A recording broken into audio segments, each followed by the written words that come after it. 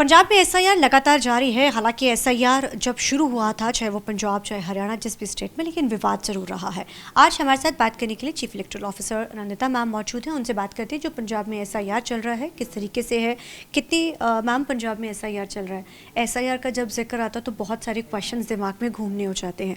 हालांकि चलो आप तो चीफ इलेक्टोरल ऑफिसर है, लेकिन जब बात एसआईआर की आती तो सवाल कई खड़े होते हैं। तो किस तरीके के साथ चल रहा है, कितने वोटर्स का हो रहा है, किस तरीके की अभी चीज़ें हो रही, कितने आइडेंटिफाई हो रहे, कितने नहीं हो पा रहे हैं? 2,14,61,000 वोटों से हमने शुरू किया था, जितने हमारे रजिस्टर्ड वोटर्स थे। उनमें से अभी तक हमारे पास 1,46,00,000 से ज़्यादा 87% से ज़्यादा फॉर्म्स जो है वो वापस आ गए हैं। जो जिला मोगा है उनके 4 कॉन्स्टिट्यूंसीज पूरे ज़िले ने अपना 100% काम ख़त्म कर लिया है। उनके अलावा 6 और कॉन्स्टिट्यूंसीज है स्टेट में 117 में से, जिन्होंने अपना काम पूरी तरह ख़त्म कर लिया है। वी आर वेरी होपफुल कि अगले 1-2 दिन में 100 कॉन्स्टिट्यूंसीज का काम पूरा हो जाएगा। ये जो 10 दिन का हमें एक्सटेंशन मिला है, हमारे जो डेंसली पॉपुलेटेड अर्बन एरियाज है वो कॉन्स्टिट्यूएंसीज में हमें थोड़ी मदद मिलेगी। मैम क्योंकि एसआईआर चल रही है, बहुत सारी चीज़ें हैं जिसमें कई बार किसी की आइडेंटिफिकेशन नहीं होती है, कोई बाहर से आके यहाँ बचे हैं, बसे हुए हैं, ज़्यादातर मैम बाहर के लोग यहाँ पर हैं। तो क्या वो उन चीज़ों में भी कोई दिक्कत आ रही है? एनआरआईज हैं, ये इन सब का किस तरीके से हो रहा है? देखिए, हर एक एरिया के अपने अलग अलग चैलेंजेस है। गांव में जो रूरल एरियाज है वहाँ पे जनरली थोड़ा सा सिंपल है, क्योंकि बीएलओ सबको पहचानते हैं, बीएलओ ज़्यादातर उसी गांव के रहने वाले हैं और सब एक दूसरे को जानते हैं, तो वहाँ पे थोड़ा सा सिंपलर रहता है।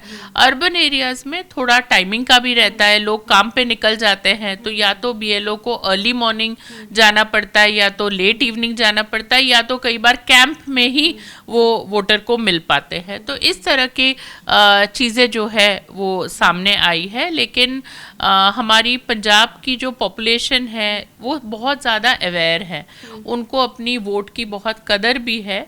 ज़्यादातर जगह पे बीएलओ ने लोगों से संपर्क किया, कहीं कहीं पे जहाँ बीएलओ का संपर्क नहीं हो पाया, लोगों ने भी बीएलओ से संपर्क किया। मैम जो एनआरआईज हैं बेसिकली, क्योंकि उनको पीआर भी वहाँ की मिल चुकी है, लेकिन वो वोट के लिए, क्योंकि बहुत ज़्यादा जो पंजाब में वोट बैंक है वो एनआरआईज का है। पार्टी चाहे कोई भी, उनका टारगेट होता है कि हमने एनआरआईज को करना है। तो क्या उनमें कोई दिक्कत आ रही है, उनके नंबर्स में, उनके आइडेंटिफिकेशन में, या फिर कोई ऐसा रूल बनाया गया कि जो अब एनआरआईज हैं अगर वो वहीं के हैं तो उनकी वोट यहाँ कटेगी? कुछ ऐसा भी है? देखिए, एनआरआई को हमारे यहाँ वोट, एनआरआई क्योंकि उनके नाम में ही इंडियन है, नॉन रेसिडेंट इंडियन, कि वो इंडियन है लेकिन इस वक्त बाहर रह रहे हैं, बिल्कुल उनके पास वोट का अधिकार है। उनकी वोटें बनी हुई भी है। वो अपना एन्यूमरेशन फॉर्म 2 तरीके से जो है रख सकते हैं। या तो अगर यहाँ उनका कोई एडल्ट फैमिली मेम्बर है गांव में, वो उनके बिहाफ पे फॉर्म साइन कर सकते हैं, या तो वो ऑनलाइन फॉर्म भर सकते हैं। ऑन द अदर हैंड, अगर किसी ने किसी और देश की नागरिकता ले ली है तो ऐसे लोगों, चाहे वो इंडियन ओरिजिन के हो, उनको यहाँ वोट रखने का अधिकार नहीं है।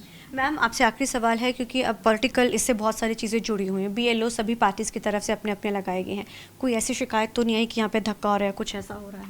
अभी तक तो नहीं आई है। I am in touch with all political parties. मेरा सबके साथ व्हाट्सएप ग्रुप भी बना हुआ है।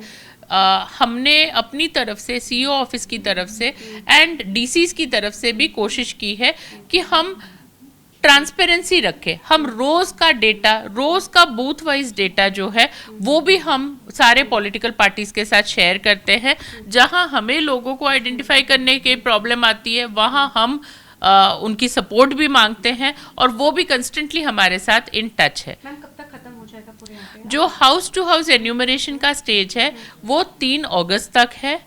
ड्राफ्ट रोल की प्रकाशना, जो पहली बार रोल प्रकाशना होगी, वो 13 अगस्त को होगी, और फाइनल रोल की प्रकाशना 12 अक्टूबर को होगी। Thank you so much ma'am.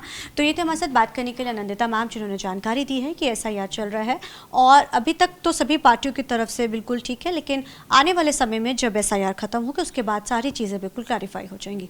Cameraman जैसी के साथ चंडीगढ़ से TV9 के लिए मनप्रीत कौर।